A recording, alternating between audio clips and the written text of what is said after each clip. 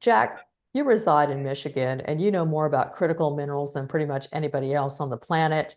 So, can you talk to us a little bit more about what's going to happen with the Canadian US tariffs if they actually go through? Yes, and I'd like to emphasize something about Michigan, very important. Michigan as a political entity, of course, it's one of the United States, but as a separate political entity with an economy, is Canada's largest trading partner in the world. Okay, keep that in mind.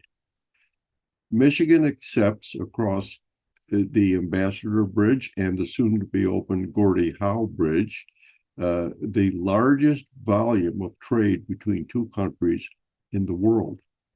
Okay, and most of it is trucks packed with automotive components or carrying finished automobiles. Michigan receives across those bridges 1.2 million cars and trucks per year from Canada for the American market. This represents between 50 and $100 billion of revenue to the dealers who sell those cars.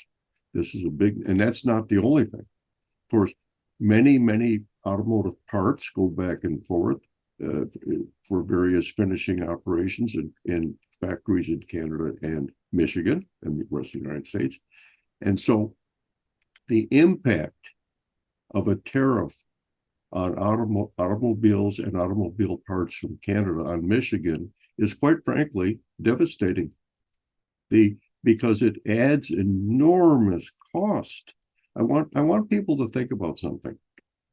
The average American truck sells today for 50,000 US dollars. That's the average price. If we have to add to that a tariff of 25% from cars built in Canada, and forget about the back and forth, how many times a tariff is applied to components, God, it becomes more than a 25% tariff on the finished car. But that adds to that car 25% on its cost to the automotive manufacturer. Now, that cost, automobiles are not real profitable. They're not. So that let's say, for argument's sake, I'm gonna guess that the $50,000 car comes across costing the American car maker $37,500. I'm assuming a 25% gross margin. That's very generous. Okay, so now we've added 25% back, and the cost to the American automotive maker is the same as his current selling price. Obviously, the price has to go up. This would be a disaster. So here's what I think. I believe that President Trump, and I don't know if I can use this kind of language on the wall on this video, but he throws defecation against the wall to see what's going to stick. Okay, and I don't think he's serious because he can't be serious. This is not helpful to either the United States or Canada. This is a disaster. And let me tell you exactly why. Does anyone over the age of 10 think that you can merely repurpose an automotive factory or build a new one in 30 days? Okay, in that case, let me sell you some land for rice cultivation in the Mojave Desert, because that would be a better bet. Okay, you cannot fix this in a short time. Even if you accept, okay, we're going to have these tariffs. Okay, Americans will pretend that they'll pay the new higher price for cars and all that. We can't do it. Cannot do it. That 1.2 million cars we import from Canada, 10% of the sales of cars in the United States is gone. So what are we going to do? I don't believe, therefore, Tracy, and I know I've said this before, I don't believe this is real. I think it's a negotiating ploy. I don't think that it's well thought out. I think that President Trump uses a meat axe rather than a scalpel in his economic surgery. I do believe the United States economy is in bad shape, but I do not think that interfering with the long-standing, very profitable business relationships with our friends in Canada is the way to solve it. Okay, so Jack, how can Trump fix it? Say, as we used to say in the South, he has a coming to Jesus moment, and he realizes that Canada has been his best, their best allies for many decades.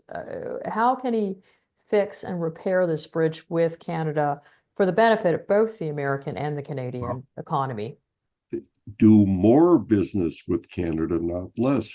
Develop Canadian critical mineral resources, processing, fabrication, and manufacturing of component parts enabled by those critical minerals in Canada for the North American market.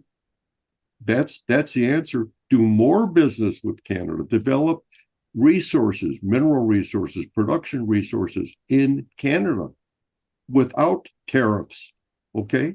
Because Canada is per capita at the moment a more dynamic economy than the United States as far as manufacturing goes. I don't know the number, but America ceded the title of largest manufacturing nation to the Chinese sometime in the last 25 years. We know that. I don't know where Canada stands in that, in relation to its population, which is only 1/10 that of the U.S. But I'm going to guess that Canada is right up there in the top manufacturing nations of the world. Canada has the resources to become an even greater manufacturing center. They need to be developed. I've said this 1,000 times. What Canada needs is capital.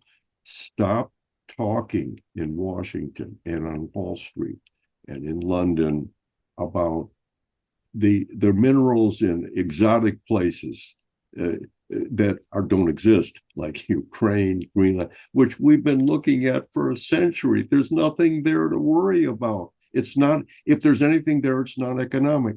Canada has tremendous resources. We need to invest in Canada. That's the answer. More business with Canada, not less. At PDAC, I mentioned to you that I thought it was the best one I had attended in the last several decades. I ran into a couple of investors from Silicon Valley who were looking at Canada and the critical mineral sector, and I think that bridge is being formed. But I still feel like, as someone who's done a lot of PR over the years, that Trump may be looking for a way. I mean, how can we help him? How can we help him solve this political dilemma I see him in right now? Because, as we both agree, the US and Canada both they need each other. How can he fix this? I mean, we have Carney maybe coming into office later today. Maybe that will give him a graceful out with, I just never liked Trudeau. Now that Trudeau's gone, I can be friends with Canada again. What I think President Trump needs to find out, because he doesn't know, is how important currently undeveloped Canadian mineral resources are to Silicon Valley in California. Because if we're going to build a very large American chip industry, for example, he's just announced that Taiwan Semiconductor, the world's largest maker of chips, is going to invest 100 or 200 billion in the United States to build chip foundries. Okay, and then Silicon Valley is going all out on AI. That's going to need tremendous new server capacity, a tremendous drain on electricity. We'll need to produce more just to power these servers. The servers are going to need rare earth permanent magnets in their memory stacks. And I mean a whole lot of magnets. The server magnet stack today in a memory in a server farm uses as much rare earth permanent magnet in each stack as an EV, a car does. Okay, so we need now, where can we get all of these things? Please, not Greenland and Ukraine. How about Ontario, Quebec, British Columbia? I'd say Alberta, but I understand they're trying to secede, so we'll keep them out. Saskatchewan, okay, Yukon, Northwest Territory, loaded with these things. In fact, germanium and gallium, two of the critical metals for electronics, are produced and can be produced in Canada, but the concentrates containing them that are produced today go to China because there's no American customer. Can you imagine that? We're talking all this nonsense about we need these critical minerals, and the Chinese are buying the concentrates containing them from Canada because there's no customers in the United States. What's wrong with this picture? It's about ignorance and resource waste. That's the American problem. We don't know enough about it. I'm not blaming Wall Street because those guys don't know anything about anything except money. Okay, I get that.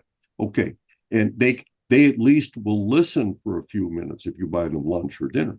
Okay, great. Washington is like talking to a wall. They have a few experts of the moment, friends and cronies who give them advice, academics who have no experience of these materials, none. Okay, and so we're sitting out here I'm saying I'm one of them in the actual industry that mines and fabricates and processes all of these critical minerals, and we're wondering how come our phone doesn't ring? And I don't know the answer. I just, I don't want to be sarcastic or cynical too much, but there's something wrong in Washington. Maybe instead of Rolodexes, they should use computer-assisted phones or something. I don't know what it is. They seem to be stuck in 1955. They don't understand they don't understand mineral economics, that's for sure. They don't know much about it. I'm telling you that Canada is the easiest and most available solution to all of the problems of high tech in the United States. So what are they waiting for? I don't think they know where Canada is. Maybe you should send them maps.